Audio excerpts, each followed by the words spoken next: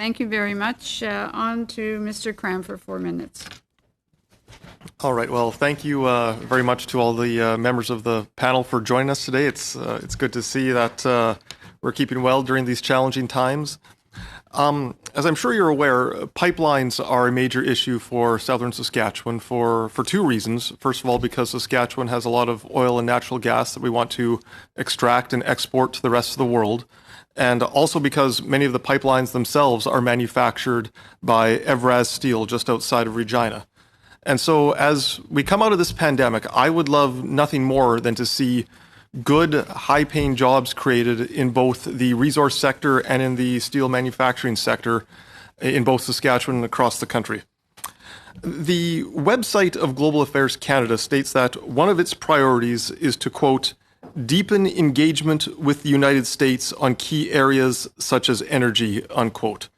And so my question to the panel, how is the Government of Canada meeting this goal with regards to the Keystone XL pipeline and making sure construction of that project continues both on the Canadian and American sides of the border?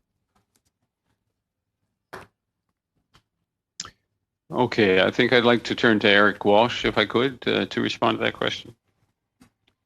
Sure, I'm happy to do that. Canada is the leading and most secure, reliable, sustainable, and competitive supplier of energy to the United States, and that includes crude oil and refined petroleum products, natural gas, electricity, hydropower, and uranium. In our fight against climate change, we are taking action to move to a more carbon-free economy, but every projection indicates that our economies will need significant quantities of fossil fuels up to 2040. So Canada strongly supports the completion of new and expanded cross-border energy infrastructure. That includes KXL, which the member mentioned, Line 3 replacement, and Line 5 projects. We believe this will benefit both Canada and the US, and we are working closely with provinces and other Canadian stakeholders on these projects. And in a similar vein, what is the Government of Canada doing to make sure that Enbridge's Line 5 pipeline continues to remain in operation?